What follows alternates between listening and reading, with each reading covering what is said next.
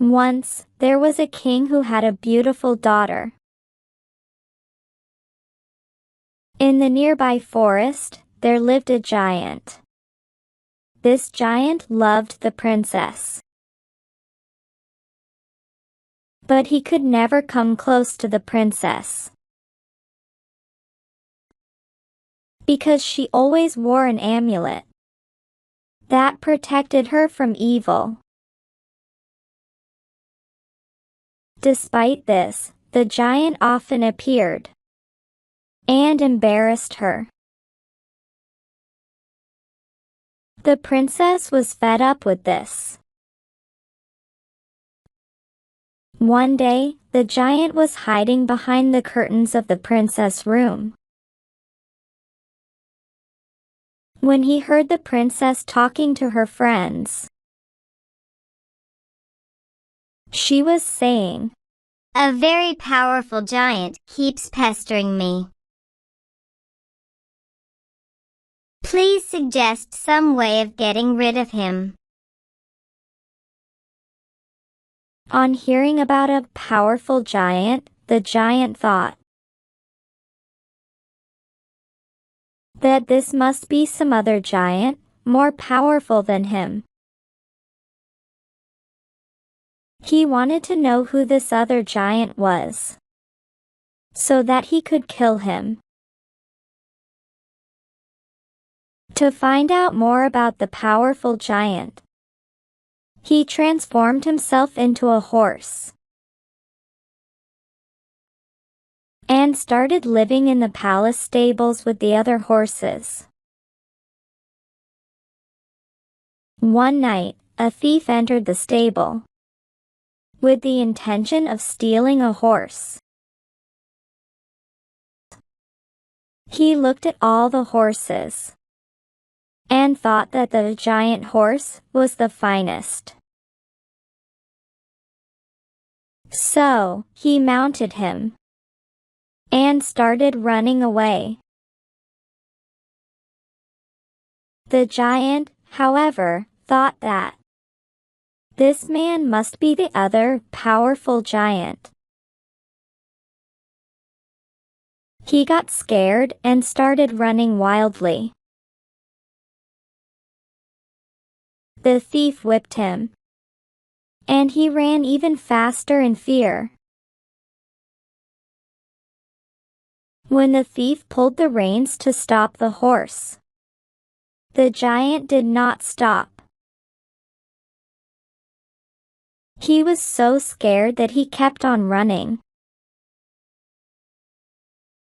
Finally, in an attempt to get off the horse's back,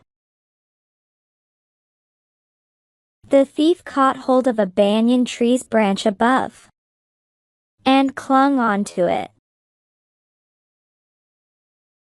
while the giant horse just kept running ahead. On this banyan tree, there lived a monkey, who was the giant's friend. In the forest, the monkey perched on a branch of that tree. He saw the thief hanging from the banyan tree branch. The monkey muttered to himself, That thief looks like just an ordinary human. He is not a giant at all." The monkey quickly scampered down the tree and rushed towards the giant's den. After a frantic run, he arrived at the giant's den. The monkey said, "Giant! Giant! Listen up." The giant asked, "What's going on? Why are you in a hurry?" The monkey replied, "That thief is not a powerful giant. He is just a thief. Why are you afraid of him?" the giant said. Really? Are you sure? The monkey said. Absolutely. He is just a thief.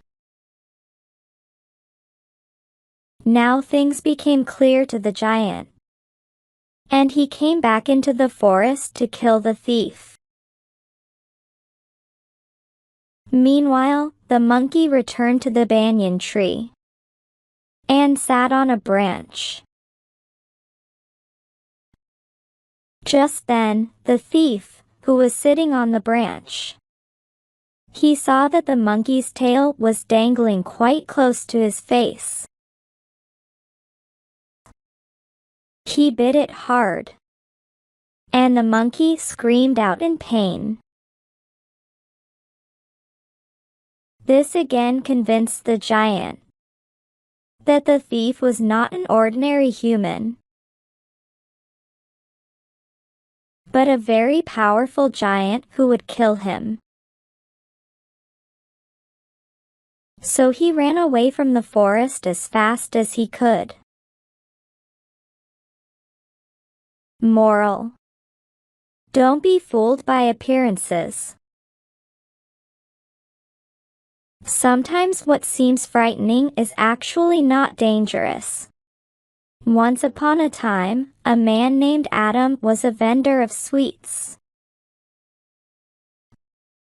He had a special way of advertising and doing business. He worked alone and never asked for help. His main customers were children. At 9 in the morning, Adam would set up his tray of sweets and stand in front of the school. Till about 11, the sale would be brisk. After that, he would move to a new spot. Even when the sweets became sticky from the heat, his business kept going strong. At 5 minutes to 1 in the afternoon, he again presented near the school. Between 1 and 2, the lunch hour for children, he did good business. And at 2:30, he went away to sell in the streets. He would go around every nook and corner of the town where he'd try his luck, and presented again at school at 4. Thus, Adam found a thriving business vending sweets. There was depression in his trade only when the holidays came. His child was now 2 years old, an age at which a child is apt to put all kinds of things into its mouth. Adam, however, would not let him touch even the little crumbs that dropped on the ground. Papa, can I take a sweet? The little one would ask. You will only have a kick. Would come the angry voice of the father. How you shout at a little child. What does he know? His wife would protest. The child would stand there, crying for the sweets. The sight would fill the mother's heart with pain and enrage the father. It was the reopening day of the school. Adam got up early. He decorated the tray with colored paper and arranged the sweets on it.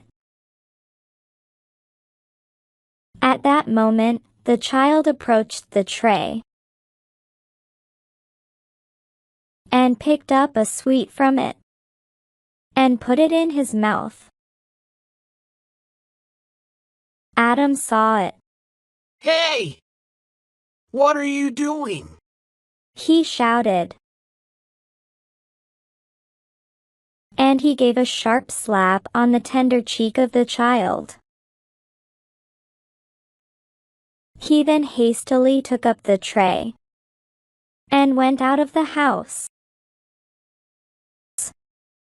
The child sank on the floor, shrieking with pain.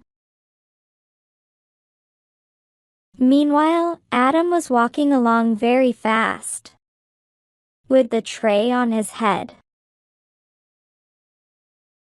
Just as he was going along a lane, he suddenly saw a big car bearing down in his direction. He hurried to a side when his foot stumped against a big stone, and he fell headlong on the ground. The sweets tray fell from his head into the gutter by the side of the road. The sweets, the whole lot, from which he would not allow a single bit to be removed, lay in a heap before his eyes, in the gutter.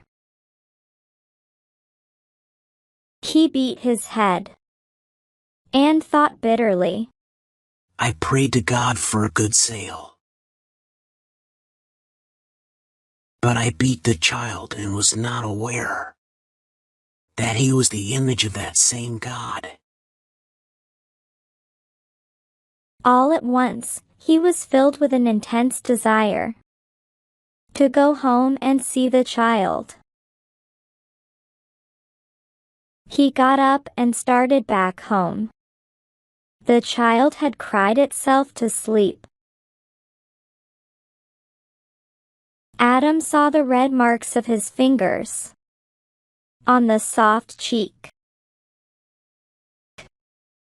He also saw the stains of tears on his face.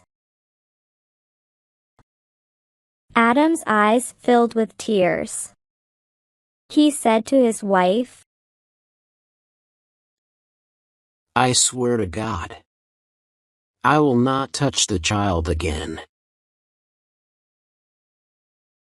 I sinned, and God has punished me. He broke into sobs. In this commotion, the child woke up from its sleep and looked at them. Adam got up and went to the basket in which he stored sweets. He came back with his hands full of sweets and gave them to the child. My darling, from today, you will be the first to have the sweets, he said, and kissed the cheek that he had slapped in the morning. The child smiled. Biting a sweet, he looked at his parents and burst into laughter. Moral: be kind to your loved ones, as they are very important.